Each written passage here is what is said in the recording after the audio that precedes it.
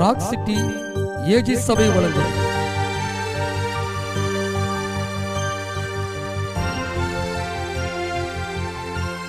கிருபையும் சத்தியமும். மறவா இயேசு மறவா, உன்னை ஒரு இமை பொழுதிலும் மறவா. மறவா இயேசு மறவா, உன்னை உருவாக்கிய இயேசு மறவா. மறவா இயேசு மறவா, உன்னை ஒரு இமை பொழுதிலும் மறவா. மறவா இயேசு மறவா, உன்னை உருவாக்கிய இயேசு மறவா.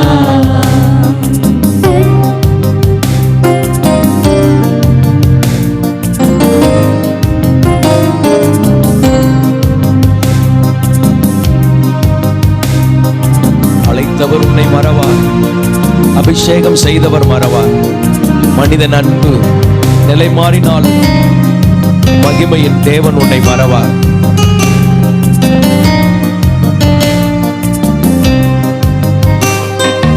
அழைத்தவர் உன்னை மறவார், அபிஷேகம் செய்தவர் மறவார். அழைத்தவர் உன்னை மறவார், அபிஷேகம் செய்தவர் மறவார்.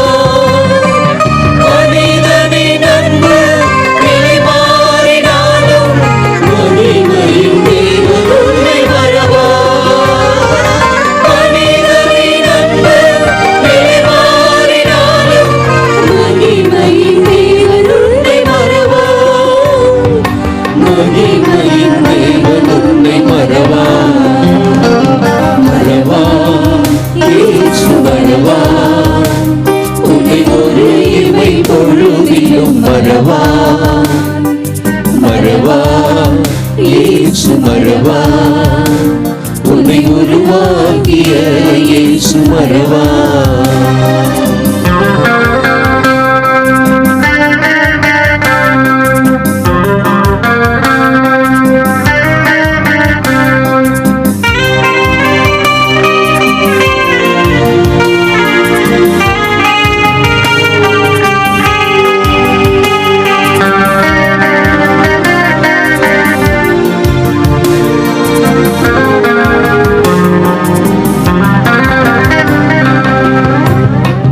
தரிசனம் தந்தவர் மறவா, தாங்கியே நடத்திட மறவா.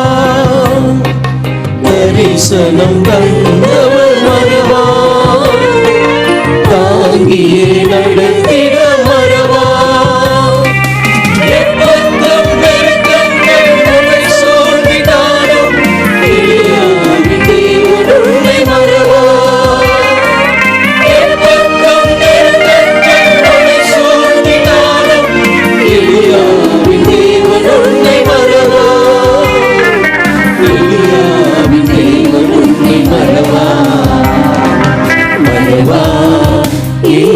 மறவா உன்னை ஒரு இமை பொழுதிலும் மறவா. மறவா இயேசு மறவா, உன்னை உருவாக்கிய இயேசு மறவா. மறவா இயேசு மறவா, உன்னை ஒரு இமை பொழுதிலும் மறவா. மறவா இயேசு மறவா, உன்னை உருவாக்கிய இயேசு மறவா.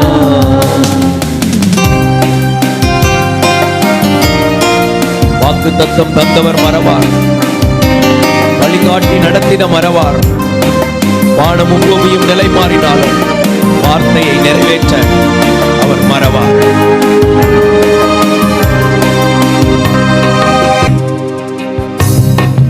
வாக்குத்தத்தம் தந்தவர் மறவா, வழிகாட்டி நடத்திட மறவா. வாக்குத்தத்தம் தந்தவர் மறவா, வழிகாட்டி நடத்திட மறவா. வானமும் பூமியும் நிலை மாறினாலும்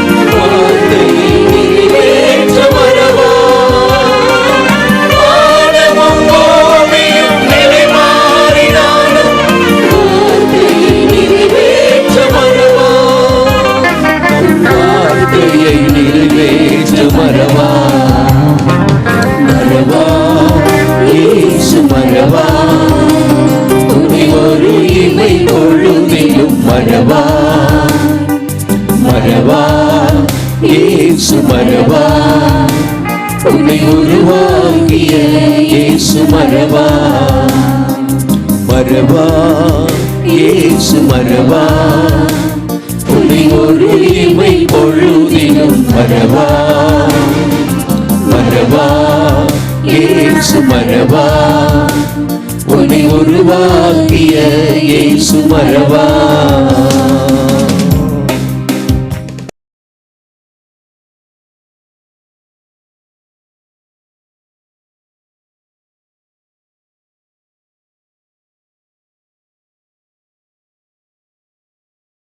மல்கியா 4ஆம் அதிகாரம் 2ஆம் வசனம்.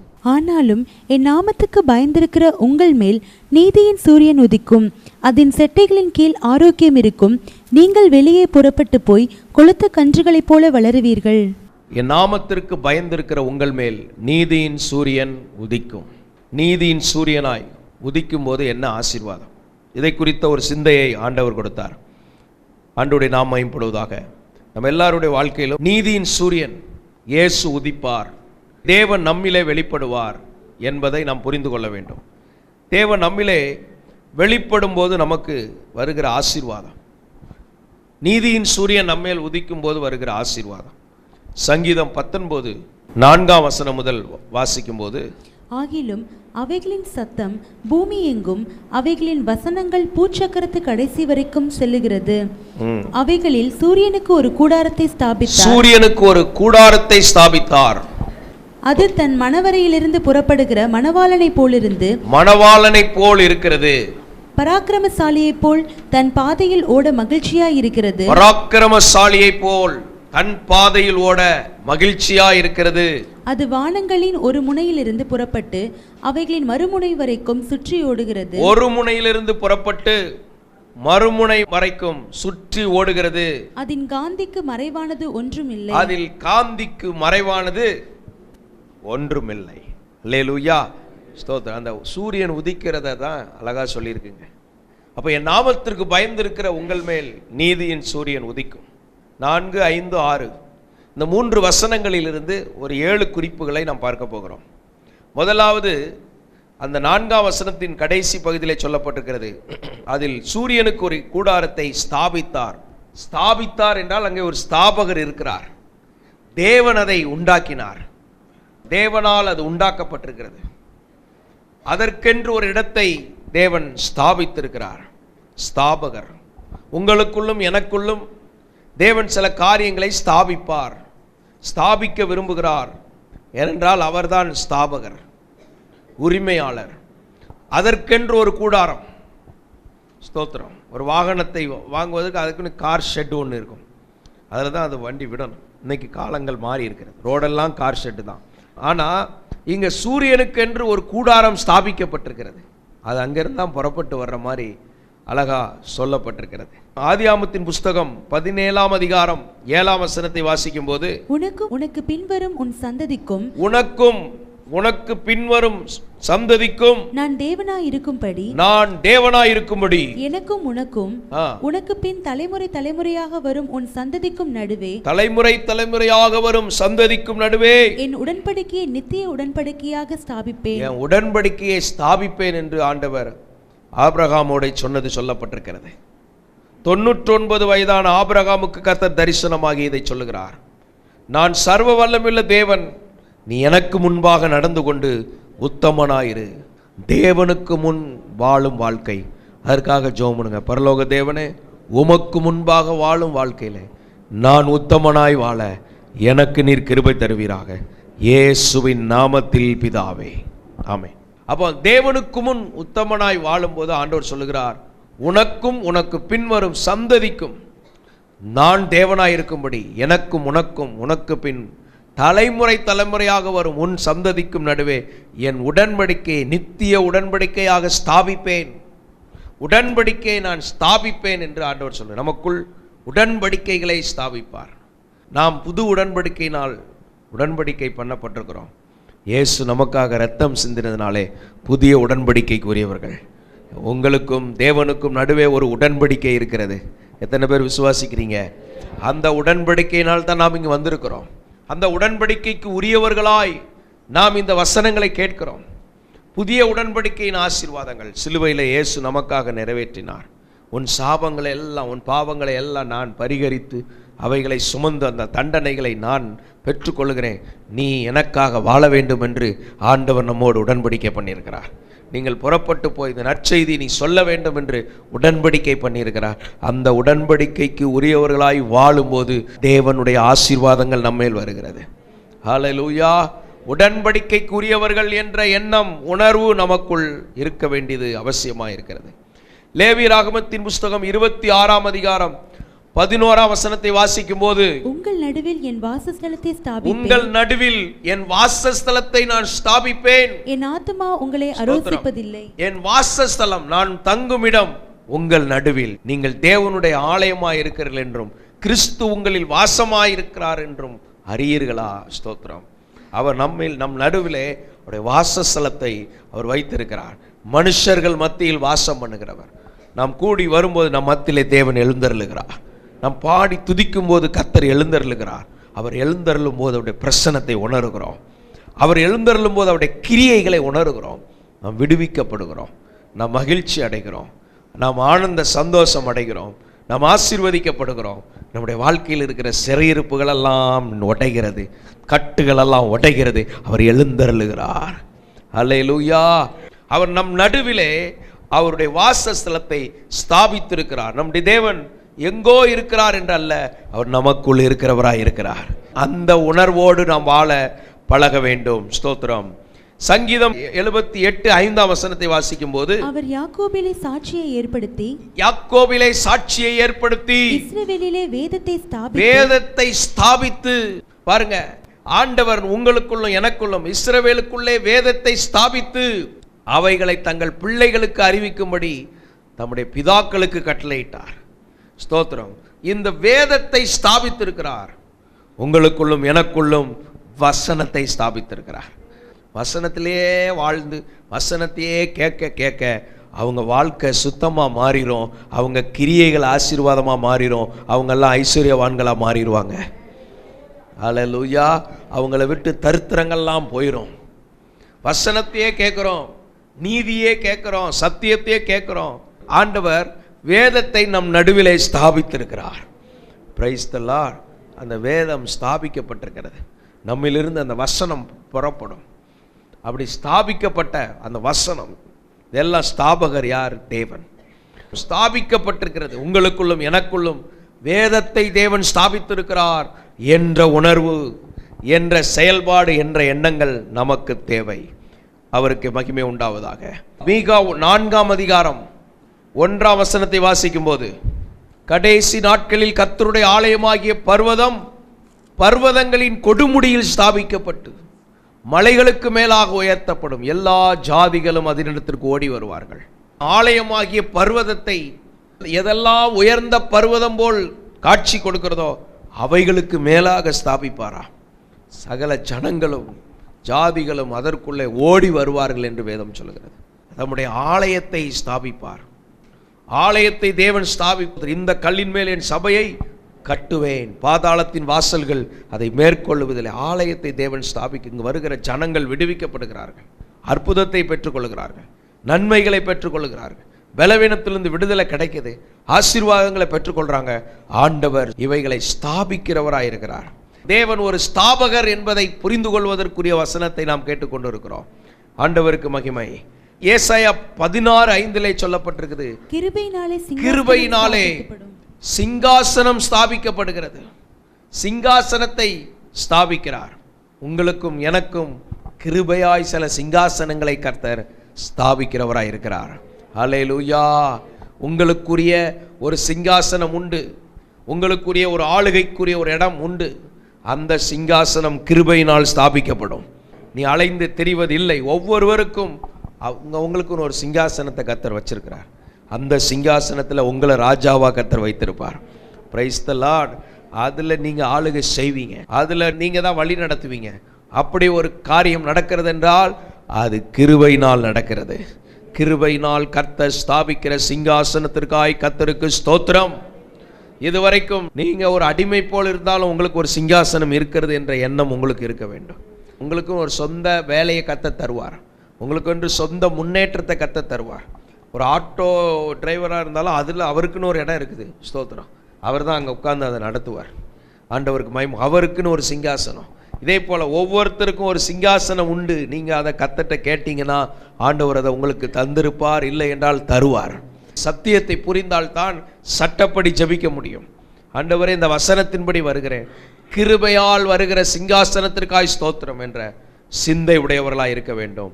எசேக்கியேல் 36:11 உங்கள் மேல் மனுஷரையும் மிருக ஜீவன்களையும் பெருகி பழுகும்படி வர்த்திக்க பண்ணுவேன். மனுஷர்களை பெருக பண்ணுவேன், வர்த்திக்க பண்ணுவேன்.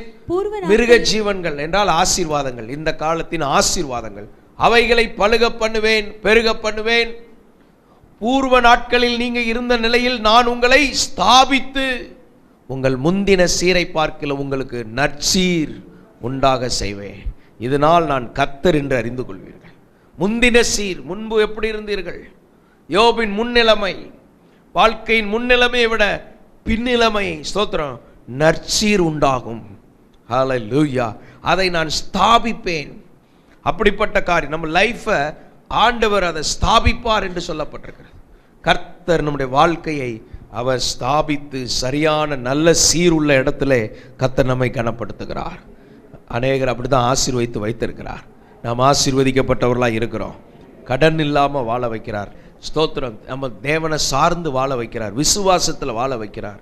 பிரயாசப்பட ஆண்டவர் கிருபை கொடுத்திருக்கிறார், ஞானத்தை கொடுக்கிறார், அறிவை கொடுக்கிறார். யாரிடத்தில் எப்படி நடக்க வேண்டும், எச்சரிக்கையாக இருக்க வேண்டும், எல்லாத்தையும் கர்த்தர் நமக்கு சொல்லிக் கொடுக்கிறார். அப்போ இப்படிப்பட்ட காரியங்கள் உங்களை முன்னிருந்த நிலையில் உங்களை ஸ்தாபிப்பேன். ஸ்தாபிக்கிற தேவன் நம்மையே ஒரு ஆசீர்வாதமாக ஸ்தாபிக்கிறார். ஆமென். ஹல்லேலூயா. கிறிஸ்துவுக்குள்ள வாழுகிறவர்களுக்கு வெற்றி வாழ்க்கை, விடுதலை வாழ்க்கை, ஆசீர்வாத வாழ்க்கையை கர்த்தர் கொடுக்கிறார். ஏனென்றால் நம்முடைய தண்டனைகளை அவர் சிலுவையிலே சுமந்து விட்டார். நமக்காக அவர் சிலுவையிலே ஜீவனை கொடுத்தார். ஸ்தோத்திரம். ஆமோஸ் 9:12 வாசிக்கும் போது, அந்நாளிலே விழுந்து போன தாவீதின் கூடாரத்தை நான் திரும்ப எடுத்து, விழுந்து போன தாவீதின் கூடாரத்தை நான் எடுத்து அதன் திறப்புகளை அடைத்து, திறப்புகளை பாருங்க ஆண்டவர் என்னெல்லாம் செய்றார் பாருங்க. விழுந்து போனவர்களை, விழுந்து போன குடும்பங்களை, விழுந்து போனவருடைய வாழ்க்கையை அவர் திரும்ப எடுக்கிறவர். இன்றைக்கு ஆண்டவர் உங்களை திரும்பவும் எடுத்து சரிப்படுத்த விரும்புகிறார். சில பகுதியிலே நீ விழுந்து போய் கிடக்கலாம். இன்றைக்கு ஆண்டவர் உன்னை திரும்ப தூக்க விரும்புகிறார், திரும்ப எடுக்க விரும்புகிறார். திருத்தமாய் வேறு பாண்டமாய் வணைகிறவர். பாண்டம் கெட்டு போய்விட்டது, எப்பேடும் கெட்டு போக வேண்டும் என்று அவர் விடுகிறதில்லை. அவர் எப்படியும் திருத்துகிற தேவனாயிருக்கிறார், திருப்புகிற தேவனாயிருக்கிறார். அல்லேலூயா. இளைய குமாரன் திருந்தி வருவதை எதிர்பார்க்கிறவர். ஒருவரும் கெட்டு போவது பிதாவின் சித்தம் அல்ல, எல்லாரும் ரட்சிக்கப்பட வேண்டும் என்று விரும்புகிறார். அப்போ இந்த வசனத்தின்படி ஆண்டவர் விழுந்து போன இடத்தில் தூக்கி எடுப்பார். எந்த இடத்தில் விழுந்தீர்களோ அதே இடத்துல நிமிர்ந்து நிற்க வைக்க தேவன் பலன் தருகிறவராய் இருக்கிறார். ஒரு குழந்தை எழுந்து நடக்கும்போது பாருங்க, கொஞ்ச நேரத்தில் விழுந்துரும். ஸ்தோத்திரம். அதுக்கப்புறம் அதே குழந்தை அதே இடத்துல மெதுவாக நடக்க ஆரம்பிக்கும். அதுக்கப்புறம் அதே இடத்துல ஓட ஆரம்பிக்கும். அதுக்கப்புறம் அது பழக்கம் வழக்கமாக மாறி அது ஸ்தோத்திரம் ஜெயிக்கிற பிள்ளையாக மாறிடும். இதே போலத்தான் கர்த்தர் நிமிர்ந்து நிற்க பண்ணுகிறவர், திரும்ப எடுப்பித்து, அடுத்தது அதன் திறப்புகளை அடைத்து. எங்கெங்கெல்லாம் திறப்புகள் இருக்கிறது, ஸ்தோத்திரம், துஷ்ட மிருகங்கள் உள்ளே வர சில திறப்புகள் காரணமாக இருக்கிறது. பிசாசு உள்ளே வர சில வாசல்கள் திறந்து கிடக்கிறது. சில காரணங்களால் சத்துரு வாழ்க்கைக்குள் வருகிறான். சத்துரு உள்ள வரக்கூடாது. ஆனால் ஆண்டவர் சொல்லுகிறார், அந்த திறப்புகளை நான் அடைப்பேன். உங்க வாழ்க்கைக்குள்ள சத்துரு எப்படி வருகிறான் அதை கண்டுபிடிக்க வேண்டும். அதற்கெல்லாம் எக்ஸ்ட்ரா ஜபங்களுக்கு கொஞ்சம் வரணும். அதை கண்டுபிடிச்சு அதை அடைச்சிடணும். இந்த கதவு திறந்து இருந்துச்சு, அதனால பிரச்சனை வந்துடும். திறப்புகளை அடைத்து அதில் பழுதாய் போனவைகளை சீர்படுத்தி பழுது நீர்க்கும் வேலைகளை தேவன் செய்கிறார். சில பழுதுகள் அவ்வப்போது ஏற்படும். நல்லா ஸ்தோத்திரம். அதனால சரியில்லாதவங்களுக்கு பழுது இல்லை, நல்லா பயன்படுறவங்களுக்கும் பழுது ஏற்படும். நல்லா ஓட்டுற வாகனங்கள்லாம் அடிக்கடி ஒரு குறிப்பிட்ட அளவுக்கு மேலே அந்த பொருள் தேஞ்சு போயிடும். அது சரிப்படுத்தப்பட வேண்டியிருக்கு, பழுது நீர்க்கப்பட வேண்டும். பழுதாய் போனவைகளை சீர்படுத்தி பூர்வ நாட்களில் இருந்தது போல அதை ஸ்தாபிப்பேன். பூர்வ நாட்கள் என்பது எதை குறிக்கிறது? உங்களுக்கும் எனக்கும் தேவன் வைத்திருக்கிற அந்த எல்லையிலே, அந்த ஸ்தானத்திலே, அந்த நிலையிலே அதற்கேற்றபடி அவர் ஸ்தாபிப்பேன் என்று சொல்லுகிறார். தேவ சமூகத்தில் வரும்போதெல்லாம் அவர் இவைகளை நமக்கு செய்கிறார். அவர் நம்மை எடுப்பித்து கட்டுகிறார், திறப்புகளை அடைக்கிறார், பழுதுகளை நீக்குகிறார். அதோட மாத்திரமல்ல, ஸ்தோத்திரம், பூர்வத்தில் இருந்தது போல தேவ மகிமை ஜனத்தின் மேல், அந்த பாவம் செய்யாத நாட்களிலே ஜனத்தின் மேல் இருந்த அந்த மகிமை இயேசு கிறிஸ்துவின் மூலம் நமக்கு கிடைக்கிறது. இதெல்லாம் தேவன் ஸ்தாபிக்கிற காரியங்கள். நம்மிலே அவைகளை தேவன் ஸ்தாபிக்கிறார். விழுந்து போனவர்களை தூக்கி எடுக்கிறவர். ஹல்லேலூயா. சிலர் ஜெபத்தில் விழுந்து போயிருப்பாங்க, ஆண்டவர் தூக்கி ஜெபிக்க வைப்பார். சிலர் விசுவாசத்தில் விழுந்து போயிருப்பாங்க, திரும்பவும் ஸ்தோத்திரம், விசுவாசம் ஒளிந்து போகாதபடி உனக்காக ஜெபம் பண்ணேன்னு ஆண்டவர் சொல்றார். ஸ்தோத்திரம். இப்படி பரிசுத்தத்தில் விழுந்து இருக்கலாம், அங்கிருந்து தூக்கி எடுப்பார். விழுந்துட்டானா அவ்வளோதான் அப்படின்னு நமக்கு சமாதி கட்டிடுவான் மனுஷன். ஆனால் ஆண்டவர் விழுந்தவனை தூக்கி எடுக்கிறார். கர்த்தர் மடங்கடிக்கப்பட்ட யாவரையும் தூக்கி எடுக்கிறார். ஹல்லேலூயா. ஓ, தேவனுக்கு மகிமை. தூக்கி எடுத்தார் இயேசு. பாவத்திலிருந்து தூக்கி எடுத்தார், படுகுழியிலிருந்து தூக்கி எடுத்தார். விழுந்து போன பேதுருவை தூக்கி தண்ணீரிலே ஸ்தோத்திரம் நடக்க செய்தார். இன்னைக்கு எதுல விழுந்தீங்களோ தூக்கி எடுக்கிறவர். இன்ன நிலைமையில் விழுந்தா என்பதை நினைத்து மனம் திரும்ப ஆதி அன்பிலே விழுந்தது. இன்னைக்கு தூக்கி எடுக்கிறவராக இருக்கிறார். இந்த வசனத்தின் மூலம் கர்த்தர் நம்மை தூக்கி எடுக்கிறார். ஆண்டவர் நம்மை தூக்கி எடுக்கிறவர். ஸ்தோத்திரம். 1 கொரிந்தியர் 9:18 சொல்லப்பட்டிருக்கிறது. ஆதலால் எனக்கு பலன் என்ன? ஸ்தோத்திரம். நான் சுவிசேஷத்தை பிரசங்கிக்கையில் அதை பற்றி எனக்கு உண்டாயிருக்கிற அதிகாரத்தை முற்றிலும் செலுத்தாமல் கிறிஸ்துவின் சுவிசேஷத்தை செலவில்லாமல் ஸ்தாபிப்பதே எனக்கு பலன். கிறிஸ்துவின் சுவிசேஷத்தை செலவில்லாமல் ஸ்தாபிப்பதே எனக்கு பலன். இப்ப நம்ம எல்லாம் சேர்ந்து ஒன்றை ஸ்தாபிக்க வேண்டும். ஆண்டவர் நமக்குள்ள நிறைய ஸ்தாபிக்கிறார். நாமெல்லாம் ஸ்தாபிக்க வேண்டியது என்னன்னா, கிறிஸ்துவின் சுவிசேஷத்தை. உனக்காக இயேசு மரித்தார், உனக்காக தன் ஜீவனை கொடுத்தார், உனக்காக உன் பாவத்தை சுமந்தார், உன் சாபத்தை சுமந்தார், விடுதலை கொடுக்கிறார். இந்த செய்தி ஸ்தாபிக்கப்பட வேண்டும். கர்த்தர் நமக்குள் நிறைய காரியங்களை ஸ்தாபித்திருக்கிறார். ஹல்லேலூயா.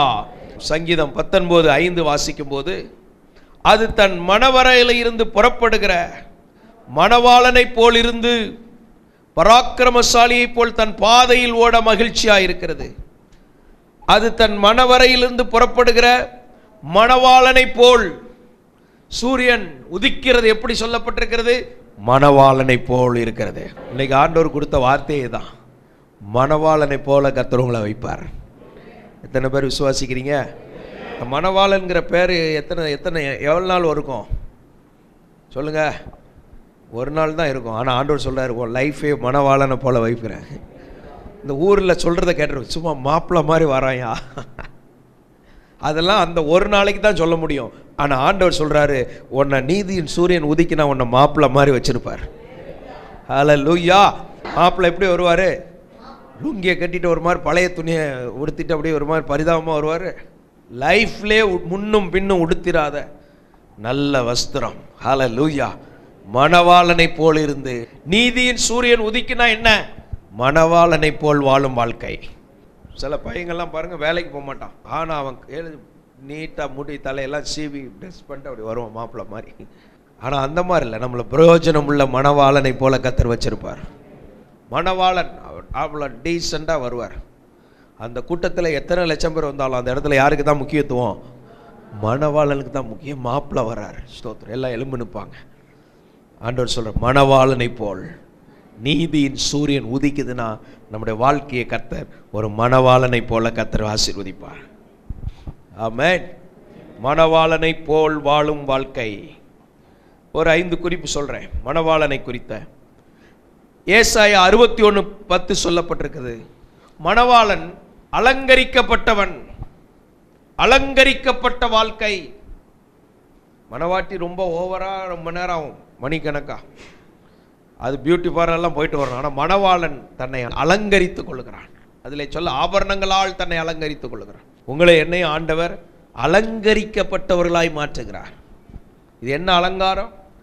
ஆவிக்குரிய அலங்காரம், தெய்வீக அலங்காரம், பரிசுத்த அலங்காரம், கிருபைகளால் அலங்காரம், கனிகளால் அலங்காரம், வரங்களினால் அலங்காரம்.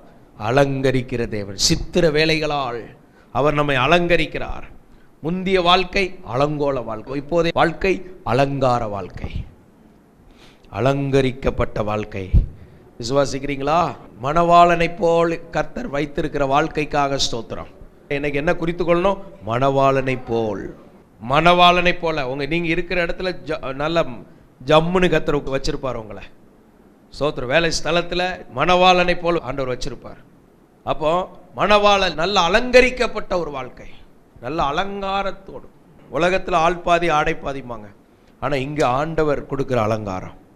பலவர்ண அங்கியை கொடுத்து தன் மகனை தகப்பன் அலங்கரித்தார். ஸ்தோத்திரம். நமக்கு ஒளியின் ஆயுதங்களை கர்த்தர் கொடுக்கிறார், பாதுகாப்பு வஸ்திரங்களை கர்த்தர் கொடுக்கிறார், ரட்சிப்பின் வஸ்திரங்களை கொடுக்கிறார், நீதியின் சால்வையை தேவன் நமக்கு கொடுக்கிறார். நிறைய அலங்காரங்களை கர்த்தர் நமக்கு கொடுத்து அலங்காரம் உள்ளவர்களாய் மாற்றுவார். மணவாளன் முக்கியப்படுத்தப்படுவான். உங்களையும் என்னையும் கர்த்தர் முக்கியப்படுத்துகிறார். Praise the Lord. நீங்கள் முக்கியமானவர்கள். பேருந்துகளில் போட்டிருக்கோம் விஐபி சீட்டு. ஏதாவது எம்எல்ஏ எம்பி வந்துட்டா அந்த சீட்டில் உள்ளவங்க எழும்பிடணும். உங்களை கர்த்தர் முக்கியப்படுத்துகிறார். ஹல்லேலூயா. எல்லாரும் மணவாளன் தான் பார்ப்பாங்க. எல்லாருடைய கவனம் யார் மேலே இருக்கும்? மாப்பிள்ளை எப்படி இருக்கிறார்? இயேசு கிறிஸ்துவோடைய பெயர், அவர் தான் மணவாளன். அவருக்குள்ளே இருந்தால் அந்த ஆசீர்வாதம் நமக்குள்ளே வருது. சகல பேருடைய கண்களும் அவர் மேல் நோக்கமாக இருந்தன. இயேசு நமக்குள்ளே இருந்தால் அந்த கனத்தை கர்த்தர் நமக்கு கொடுப்பார். ஸ்தோத்திரம். அந்த கழுதையில் இயேசு பவனி போன உடனே பாருங்க, ஸ்தோத்திரம், எல்லாம் ரோட்டில் எல்லாம் வஸ்திரங்கள் எல்லாம் விரித்து கொலைகள் எல்லாம் போட்டு வரவேற்பு. ஓசன்னா ஓசன்னா ஓசன்னா. மாப்பிள்ளை வர்றாருன்னு மரியாதை, கழுதைக்கு மரியாதை. இயேசுவை சுமந்து செல்லும் வாழ்க்கை கனத்துக்குரிய வாழ்க்கை. ஹல்லேலூயா. அடுத்ததா ஏசாயா 62:5 வாசிக்கும் போது, வாலிபன் கன்னிகையை விவாகம் பண்ணுவது போல உன் மக்கள் உன்னை விவாகம் பண்ணுவார்கள். மணவாளன் மணவாட்டியின் மேல் மகிழ்ச்சியாய் இருப்பது போல, மணவாளன் மணவாட்டியின் மேல் மகிழ்ச்சியாய் இருப்பது போல உன் தேவன் உன்மேல் மகிழ்ச்சியாய் உன் தேவன் உன்னில் மகிழ்ச்சியாய் இருப்பார். அடுத்து மணவாளனோடு சம்பந்தப்பட்ட விஷயம் என்ன? மகிழ்ச்சி. அவங்களுக்குள்ள முகத்துல மகிழ்ச்சி இருக்கும். மாப்பிள்ளை தெம்பா இருப்பார், மாப்பிள்ளை மகிழ்ச்சியா இருப்பார். மாப்பிள்ளை உட்காந்து அழுதுட்டு இருப்பார், பிடிச்சு மாட்டி வச்சுட்டாங்கன்ட்டு. ஒன்று வேணா அப்படி அழுற மாதிரி காமிச்சுக்கணும். இந்த காலத்து பெண்கள்லாம் அழாது, வாயா கிளம்புவோங்கிற மாதிரி வந்துடுச்சு காலம். ஆனால் இந்த மாப்பிள்ளை மகிழ்ச்சியாக இருப்பார், சிரித்த முகமாய். அதனால் நீங்களாம் மணவாளன் எப்போவுமே எப்படி தான் இருக்கணும்? மகிழ்ச்சியாக இருக்கணும், சந்தோஷமாக இருக்கணும். ஒரு மாதிரி உட்கார்ந்துட்டு இருக்கக்கூடாது. ஆண்டவர் நம்மளை அப்படி நீதியின் சூரியன் உதிக்குது. ஹல்லேலூயா. நம்ம தனிப்பட்ட வாழ்க்கையில், குடும்பத்தில், ஸ்தோத்திரம், எல்லா இடத்துலையும் இப்படி தான் இருக்கணும். மணவாளன் நீதியின் சூரியன் எனக்குள் இருக்கிறார். அப்படியே ஆசீர்வாதம். வாலிபன் கன்னிகை விவாகம் பண்ணுவது போல உன் மக்கள் உன்னை விவாகம் பண்ணுவார்கள். அப்படின்னா என்ன? ஒரு ஜனங்களுக்குள்ள ஒரு நல்ல ஒரு வலுவான உறவு, அதை தான் குறிக்கிறது. ஸ்தோத்திரம். ஆண்டவருக்கு நமக்கு உள்ள உறவை வலுப்படுத்த தான் இப்படிப்பட்ட வார்த்தைகள். அதே போல் நம்மளை நேசிக்கிற உத்தம கூட்டங்களை, உத்தம கூட்டாளியே, உடன்படிக்கைக்குரியவர்களா வாழ கர்த்தர் கிருபை செய்வார். அப்படிப்பட்ட உடன்படிக்கையின் கூட்டத்தை கர்த்தர் எழுப்புவார். Praise the Lord. ஹல்லேலூயா. ஆண்டவருக்கு மகிமை உண்டாவதாக. நம்ம எல்லாரும் ஜெபம் பண்ணுவோமா? கர்த்தர் நம்மோடு பேசின வார்த்தைகளுக்காக எங்கள் அன்பின் பரலோக தேவனே, இயேசுவின் நாமத்தில் இடத்தில் வருகிறோம். இப்பொழுதும் இந்த வார்த்தைகளை கேட்ட ஒவ்வொருவரையும் நீர் ஆசீர்வதிப்பீராக. இந்த வசனத்தின்படி ஒவ்வொருடைய வாழ்க்கையும் மாறுவதாக. உம்முடைய வெளிச்சத்தின் பிள்ளைகளாய் நடப்பார்களாக. இந்த 7 நன்மைகளில் எவைகளும் குறையாதபடி ஒவ்வொருவரும் இயேசுவின் நாமத்தில் பெற்றுக்கொள்வார்களாக. உங்க நாமம் மகிமைப்படுவதாக. பொறுப்பெடுத்துக் கொள்ளும், ஆசீர்வதியும். இயேசுவின் நாமத்தில் ஜெபிக்கிறோம் எங்கள் நல்ல பிதாவே. ஆம். Rock city AG church service timing Sunday morning 5 a.m., 7 a.m., 9 a.m. and 11 a.m. Evening 6:30 p.m. Branch Church AG Blessing Center. Sunday morning service 9 a.m. near Ariyamangalam EB Office Street, Thidir Nagar Road. Our address AM Plaza, number 8/1, second floor, opposite Sidambaram Mahal, Trichy 620002. Cell phone 9997 66607364.